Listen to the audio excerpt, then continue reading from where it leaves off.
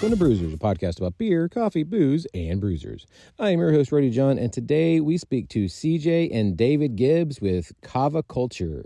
We talk all about what Kava is, how they got into the world, and so much more. This Kava Culture is definitely sweeping America, and I love it. So the Kava Culture we're talking about in this episode is the Fort Worth, Texas location. As you will hear, they came from Florida, and Kava is definitely something that's been around the Polynesian islands for centuries, and we get so much more into it so that you understand what Kava is and how it could be more beneficial for you, especially if you are not really a fan of alcohol. So great things coming for the world of Kava and for you for learning more about the Kava situations. And if you want to learn even more, make sure to sign up for our newsletter. It comes out twice a week. You get even more information about our guests. You get fun facts, and you get to find out what's happening with your favorite podcast all about beer, coffee, booze, and bruisers. So without further ado, here is CJ and David Gibbs with Kava Culture.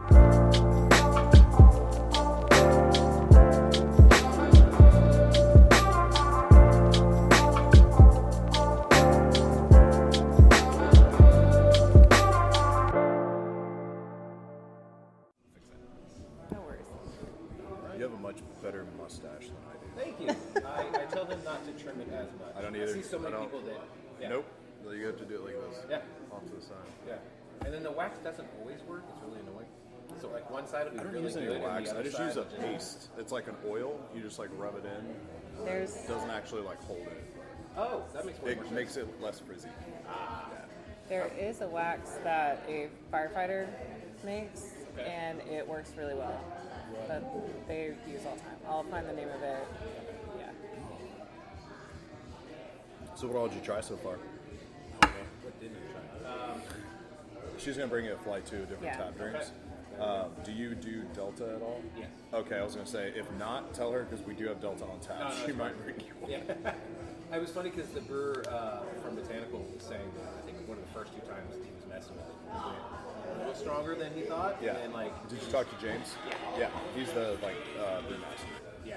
Oh, he seems like he is just on it. Like, He's super smart. He said figured out how to he's do doing it. he's trying to figure something out that he didn't want to put in the podcast, but he's actually a revolution. So I He's know. always working on Yeah. Yeah. So the Kana is new.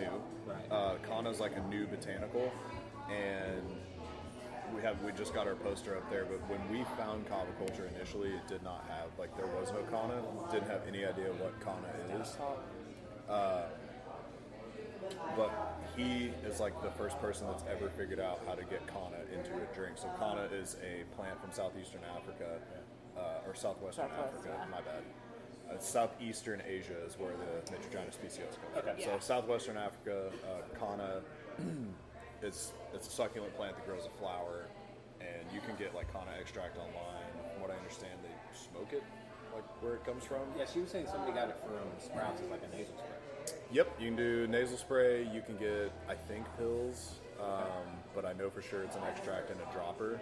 And you can get I don't know how strong they are. You can get some of them on Amazon. But he's the first person ever that figured out hey, you can get Kana in a drink, and that's our most popular tap. We can't keep enough kegs of it ordered. Last time I ordered 20 kegs, which is twice as much as we normally do, and it's still almost gone. It's the first can that sells, so it's not like Delta. You don't get the elevated feeling, but it's kind of a combination between green vein Mitragina speciosa and Kava. It's kind of sort of a combination of those. You get By lane, you get super chill. Not you don't get that, like I said, the elevated feeling, but you are more relaxed and stuff tends to slow down a little bit. I'm sure she told you they call it the I Love You Man drink. It's It's pretty accurate. Allegedly, it's a aphrodisiac as it wears She was off. saying that too, yeah. So I don't know if that's in large doses, but the Kana we have, everything on tap is dosed pretty mildly. It's kind of like those are the light beers equivalent. So you go in, you pour a drink, you sit there and sip on it. You can have 2 or 3 of them, and you'll feel it, but it's not doing It's gonna knock you over. a super drink. I invented that drink. That's the Storm's End, and that's the stronger version of the Stormbreaker, which is the first one that I invented. Okay. So they're basically they are strong drinks on steroids, essentially. Wow. I'm on steroids right now. I like it. I also like steroids. But yeah, like he was the first person that got caught into that, and he had tried to do one with like a mushroom blend before. Yeah, I think he was mentioning that. I don't know exactly which ones. Like we never got the details because he was telling us about them. We were in Florida, but it just made people like really sleepy and like gave them nausea. Like so, he said people's like stomach would start hurting and then they'd fall asleep. Well, some shrooms will do that too. So it could have been what he was, because obviously it's not like he can go get like psilocybin or something that's not legal. He can't do that. So he's working with. Still dumb that we can't. So stupid. Yeah. So dumb. Yeah. Mushrooms are great. Mm-hmm. Yeah. Mushrooms are great. Mushrooms are fantastic. Yeah. There's a lot of stuff that should be allowed that's not allowed. Mushrooms are also neuroprotectant. Really? Yep. Reduces the risk for like Alzheimer's, dementia, all kinds of stuff. I've been reading and hearing that like it's helping people with PTSD, like addiction. So depending on what mushroom it is, it actually like creates new neural pathways and like regrows neurons in your brain. There's some really good studies that have been done with psilocybin. They're doing it with a lot of like ketamine's been used, and then something else that's being more heavily researched. But the mushrooms one, they're showing really good effects with PTSD, and even in, from what I heard, children in overcoming. And because it recreates neural pathways, it's not just like you're going to get in some therapy. Like it's actually fixing the pathways of your brain to help you overcome like traumas. That's awesome. Yeah, I'm really excited to see like where it goes, because I think it'll be great for, if they'll allow it, for police and fire and military. Yeah. And then I've also heard the journalists that go over to like I'm war sure. countries because they're experiencing everything. They just have no guns and they have no way of helping themselves. It's just like, let's hope I don't die. Yeah. Yeah. So. Yeah, mushrooms are awesome. Yeah. It just needs to be decriminalized all over the place so that we can actually fully do testing. I mean, shit, if weed had never been illegal, then like weed should not be illegal, and I don't smoke weed, but weed shouldn't be illegal. Mushrooms shouldn't be illegal. Yeah. Like if you can go, like the stuff you that can doesn't go hurt you. buy a 600 horsepower car, drive to the gun store, buy anything you want, drive to the liquor store, get a whole gallon of whiskey, and drink it in the parking lot, and then speed. Like literally nothing stopping you other than morals from driving home. But you're telling me you can't go buy weed, and pay taxes on it? It's stupid.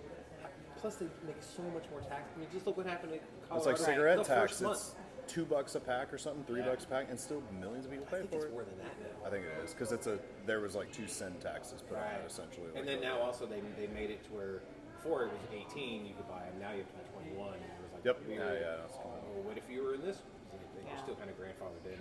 Really? Yeah. I didn't know that either. I haven't smoked since 2009 I'm not or a smoker 10. either, but like I was in the convenience stores and they were explaining it to me, and I was like, I mean, I was wondering because if you're like 19 and they moved it all the way to 21, what happens to that gray area of people that were Don't cold turkey. Yes.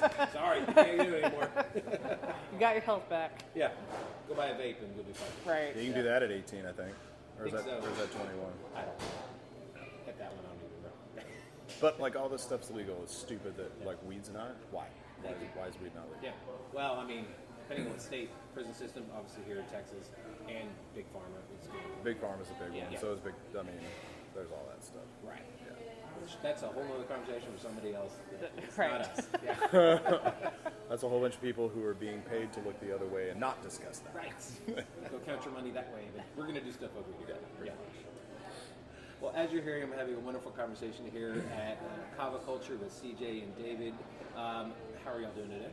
Fantastic. Good. Yeah. This is my first time in one of these places. So for people who have never heard of Kava Culture, kind of give us a background. What is Kava Culture? So Kava Culture as a company has been around, like they've been expanding. I mean, so Kava Culture started, 6-7 years ago, just two sisters. They had their own little thing. They went and they toured different Polynesian islands and like learned how to brew the kava and all that kind of stuff. And at first it was just kind of their thing, and then as it started growing, they were like, "Oh, we can just open this up to franchises and like get more of them out there." So from what I understand, the first franchise outside of Florida started in Denton, and that's how we found it. Oh, wow. So there did used to be one in Denton like 2 years ago. Right. And so she's in the fire department, and one of her friends had a husband who did not drink alcohol anymore. Like, he quit drinking, so they went to Kava Culture instead. And they told us about it like 4 different times, and we were like, okay, yeah, we'll go. So we finally were either up there or something. We're like, oh, let's go to Kava Culture. And we went in there and spent like $300 like the first time. And we bought like, because I usually do the flights, like for the most part, the taps in general. And so we got like all the flights, all the like every sample, tried everything in a shell, got multiple mixed drinks. We're like, oh shit, this is cool. Yeah. Okay. It's a drinking podcast. You're fine. Okay. I was gonna say I have like I don't watch what I say That's too fine. much. Okay, cool. Yeah. So anyway, we're like, okay, this is great. So took a bunch of cans home, and then pretty much didn't drink alcohol anymore. We're like, oh, this is a better buzz than alcohol. Yeah. So And natural is better for you. Yeah. and the next 100%. day you wake up and you're totally fine. Totally Like, good to go. there's nothing bad happening. And so a typical beer, I think, is like 180 calories in a 12-ounce bottle. I think that's the average calorie count. Yeah, that's a longer. This is fucking line. 45 calories per glass. Whoa. 45 for so it's 90 calories for a full 24-ounce glass. Right. So if you are paying attention like what you eat, or you're counting calories, or you just don't want to get fat, Yeah, if have a the- beer belly. you're right, Yeah. exactly. Like, that's what beer belly comes from. It's extra calories. So alcohol also converts to acetate, which your body burns first before it burns calories. Right. So if your body's burning all that, the calories are getting stored as body fat. That's why you gain weight from beer. It's not just the calories, it's that it shuts off your metabolism. So this does not. Right. So we stopped, for the most part, going out to any bar. Like, we would just go get like sushi from Kroger and then go to Kava Culture and sit there for like 3 fucking hours. So that's what we ended up doing, and we were spending somewhere between $1,500 and $2,000 a month at Kava Culture. Like, we would go 2 to 3 times a week, and then I would go, because I think I was doing solar sales when we first. So I would go up there and work on my laptop and just like order drinks, like order whatever. And I didn't even know it was happy hour. It's happy hour from 2 to 5 every day, so 50% off anything. So I didn't even care. I just ordered whatever I wanted. Like, I didn't even know it was happy hour. I just ordered tap drinks. So we were spending about $2,000 a month going there. So we did that for like 4 or 5 months, and then we were sitting there just one day, and she was like, I wonder if it would be cheaper to just buy one of these. Yeah. I was like, we It's would not, save money. It's not, by the way. It is hundreds of thousands of dollars more. We might catch up. Yeah, we should. We should break even It soon. should be. It should be cheaper by next year, hopefully. Okay. So we everyone thinks we opened it for like an investment. It's just so we could have free fucking drinks. And Like, so that we was would it. have it close to home. Like, that was literally Honestly, it. Yeah. I mean, that is a. It was a 40 strategy minutes for from the our, because we restaurant. live on the other side of Haslett, like a newer development over there. So we were driving. It's 40 minutes from us to the den bar, and so she like got on the website and it was like, oh shit, it is a franchise. So they called us like the next day. We got the email or the phone call or whatever it was from Todd the next day, and then The next month we flew yeah, to we were Florida in Florida the next month. to do our discovery day. We were in Florida the next month doing our Discovery Day, which Yeah. is cool because you get to go to like all the Kava Culture, or not all, like as many as you can get to. So we didn't get to go to Key West, which is the one I like super want to go to because I used to live in Marathon, which is almost in Key West, like nice. the middle of the Keys. So we didn't go there. We didn't go to any of the more like Eastern ones, but we went to like the headquarters at BBCO. We like got to meet everybody, and like everybody was like super nice and super cool. We were like, oh my god, this is like, why everybody's so nice. It's like a cult. What's Yeah, going it's on? like Yeah. it's like wow, it's like one big family. Right. So, but we did that. We toured 5 bars. I think it was 5 bars the first day we went there, or maybe it was 5 total, and it was 4 the first day. But I had like the day we did our tour, I had like 13 drinks or 17 drinks because you I go. was not kidding. Seriously, They would give every us- single bar. Yeah, They're like, yeah. "Oh, They this would- is our yeah. local Let us drink." try I stuff. tried this, Yeah. like I was like, Michaela okay. did. Like Yeah. Michaela did. So literally just like that. It was like, "Oh, have this, try this." And we didn't have Delta 9 here in Texas at the time, so I had Delta 9 in Florida for the first time ever. I was like, "Oh, this is so cool."